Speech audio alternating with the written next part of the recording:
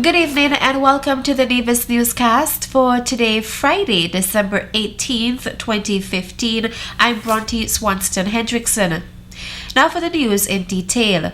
The Nevis Air and Seaports Authority NASPA is pleased that it has received a new patrol vessel. NASPA's port police are mandated to patrol the waters around the island's coastline in keeping with the requirement of the International Ship and Port Facility Security ISPS Code, a set of measures developed in response to the perceived threats to ships and port facilities after the 9/11 attacks.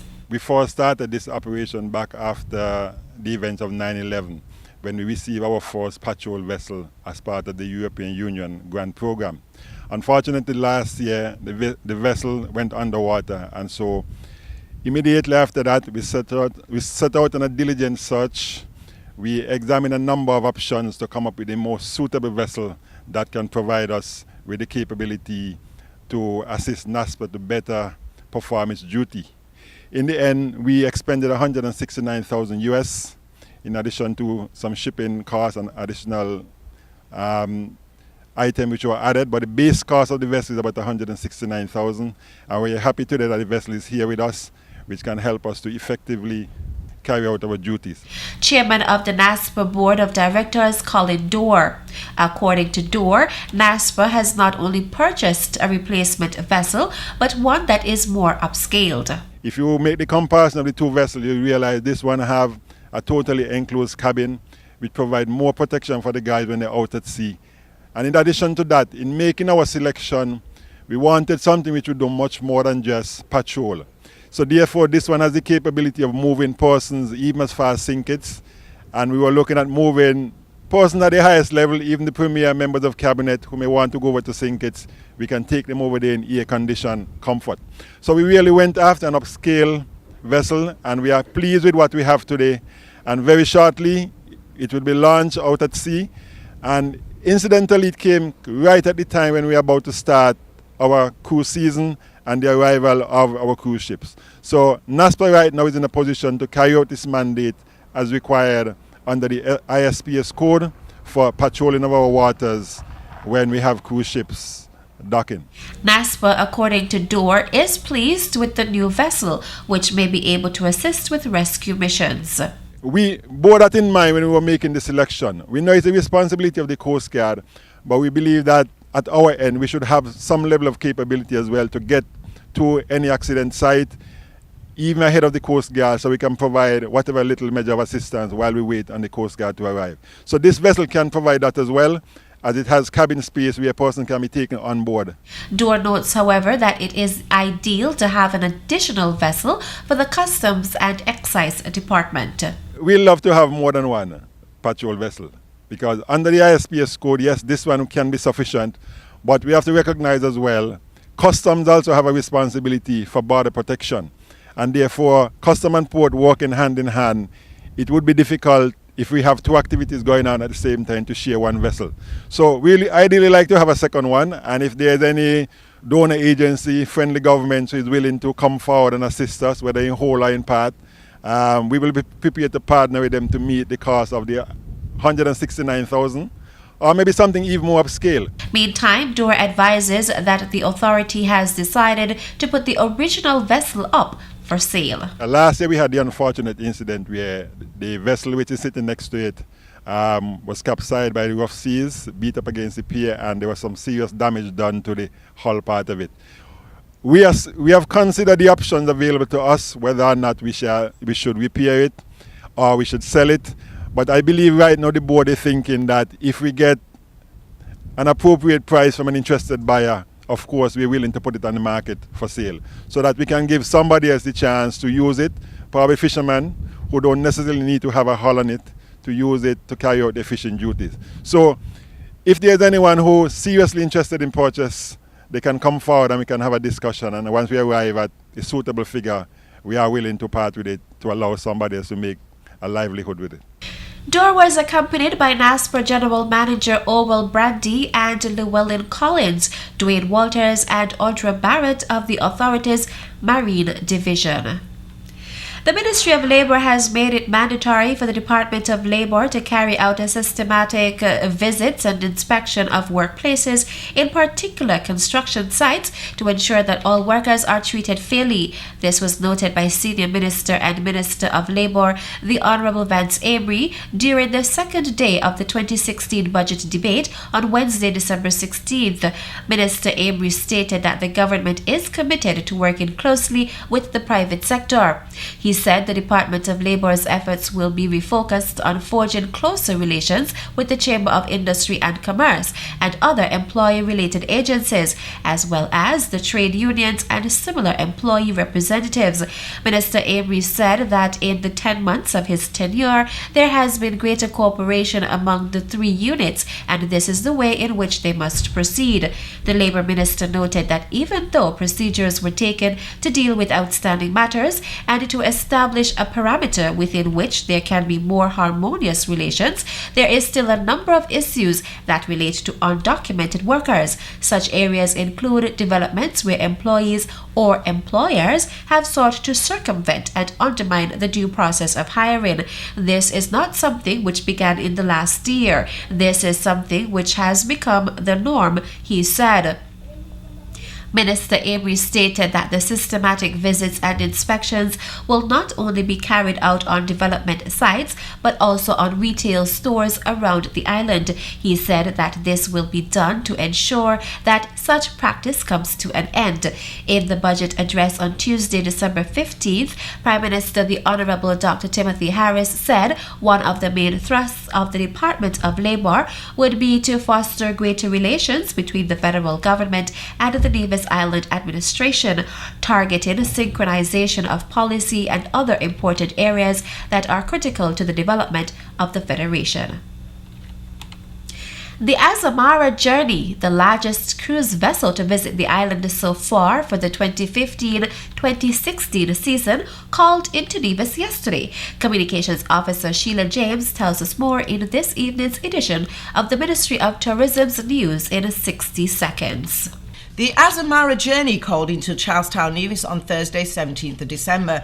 The vessel carrying 686 passengers disembarked onto our shores. For many, it was a first-time experience. They were warmly welcomed onto the island by the melodic sounds of pan played by Junior and Ashante Paris, which was to set the tone for what was going to be an exciting full day of activities for our visitors. Many took advantage of the island's tour, whilst others opted for the catamaran cruises, and some just wanted to relax on the beautiful sun-kissed beaches at Pinneys. For those who wanted to browse and shop, the artisan vendors had an array of Nevis-made products on display and for sale at the waterfront. One passenger from Scotland recalled her last visit to Nevis was some 25 years ago and was deeply impressed upon the entry onto Nevis. She commented on the beauty of the pier and the warmth of our people. She added that she brought her friend along on this trip to enjoy and to experience and share her journey. The Azamara is on a 12-night tour of the Caribbean. Her next port of call is to St. Bath. The Azamara Journey is expected to return to Nevis on February 2nd, 2016. Still to come. For this weekend, the Gingerama festivities, I want to say to you, enjoy all of the fun. The details after this break. Hey, you know it's your groovy soca monarch king, your boy Speedy, and I'm here with the Inland Revenue Department, and I love my side dish. And guess what? I also love Nevis too. And as a responsible taxpayer, your tax dollars help to build our nation. So I'm here to tell you, pay your taxes on time and be a responsible citizen. And don't get me wrong, it's a serious song. I pay my taxes. Boom!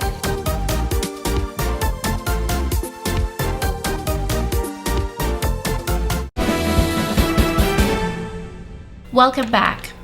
Ira and Violet Hanley were the patrons of the annual Market Shop Christmas tree lighting ceremony held last evening at Crowley's house at Old Manor, Gingerland. At that ceremony, Lauren Archibald read the profile of the patrons. Mrs. Hanley was trained and certified at the Alexandra Hospital as a nurse and midwife before migrating to Canada.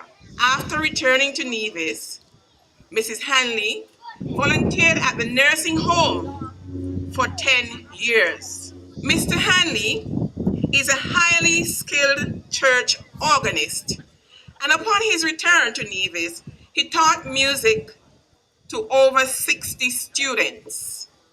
Mr. Hanley was employed by the Ministry of Education for a year as a diagnostic and assessment officer, having worked extensively in this field in Toronto, Canada.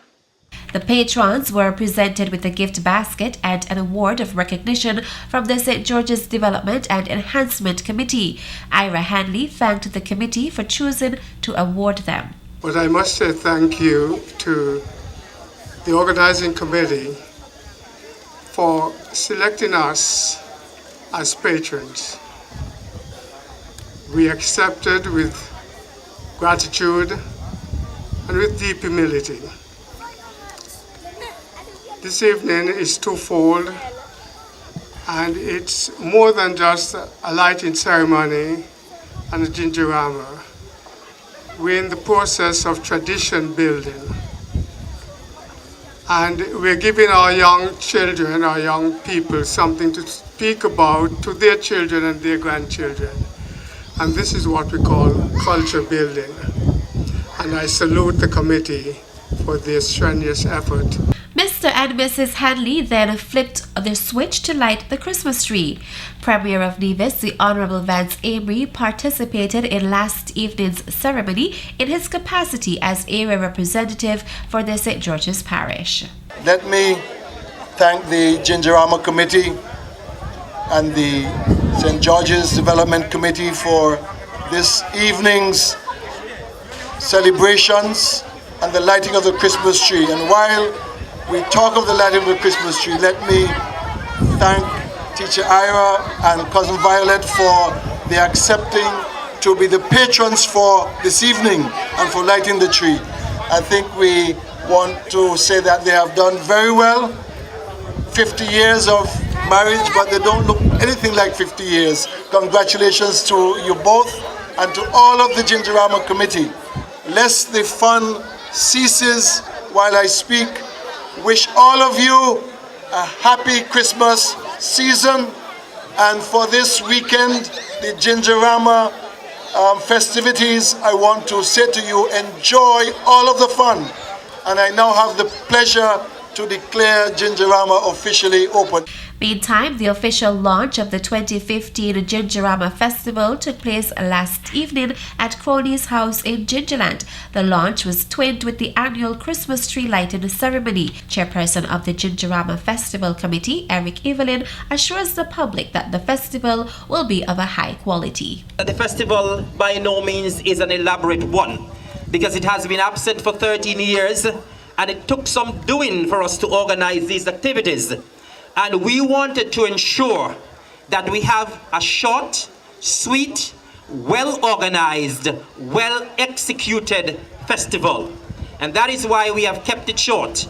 And we are assuring you that we're going to be having a very quality festival between now and Sunday. Evelyn is encouraging persons to come out to the event and is urging everyone to be on their best behavior. We, the committee members, are working behind the scenes to ensure that you have a good festival.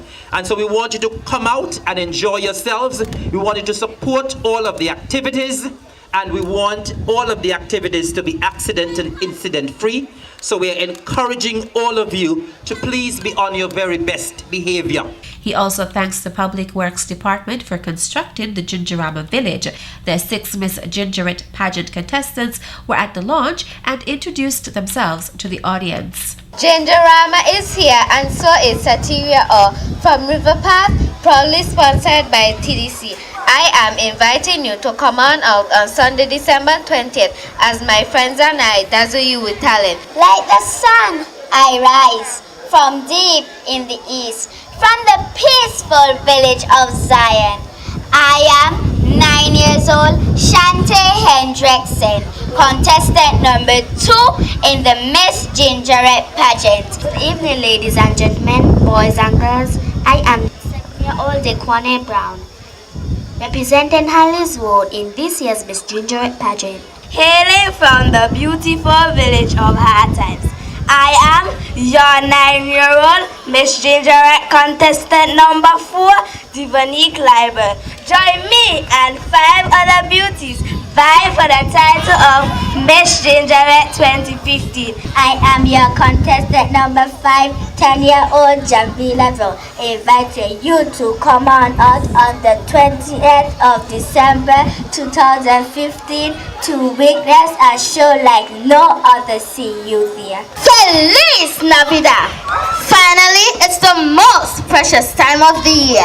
Hailing from the home of great masqueraders, fifers, drummers, and sweet string band music, Stony Hill, of course, I am the young and courageous Tikali Edwards. The Miss Gingerette pageant will take place at 6:30 p.m. on Sunday, December 20th at the Gingerama Village. The admission fee for adults is $20, while children will pay $10. Meantime, the first Miss Gingerama swimwear competition will feature 4 contestants. Gingerama, we come together as one. I am your contestant number 1, 20-year-old Malencia Hanley. December the 18th is surely the date for you to witness 4 intelligent and beautiful young ladies vie for the title of Miss Gingerama 2K15, 2K16. Reviving our culture, sustaining our heritage. Yes, it's Gingerama time again. Greetings, everyone. Standing at just 5 feet 2 inches tall, this gem of Maynard's ground is your contestant number 2 in this year's Miss Gingerama Swimsuit 2015. 21-year-old Tarika Brown. Peaceful, calm, windy are just few words to describe my village, Hanley's Road. Hi, I'm the fabulous 25-year-old Miss Sina Heimer, a proud contestant in the Gingerama swimsuit competition. Hey you, have you heard? It's back. Yes, you heard me. Gingerama is back and it's better than before. We are reviving our culture and sustaining our heritage. Come and witness I, 24-year-old Tamarel Brown from the prestigious Rollins Village, along with 3 other contestants, vie for the title of Miss Gingerama in the first ever swimwear competition. This first Miss Swimwear pageant will take place this evening at the Gingerama Village at 8 p.m. The admission fee is $25. The other activities for Gingerama include a Ginger Jam with the core band scheduled to take place tomorrow, Saturday, December 19th from 5:30 a.m. and an all-day food fair and fun day at the Gingerama Village. The slogan for Gingerama 2015 is reviving our culture, sustaining our heritage. That's it for tonight's edition of the Nevis Newscast. I'm Bronte Swanston Hendrickson. Thank you for viewing. Good night.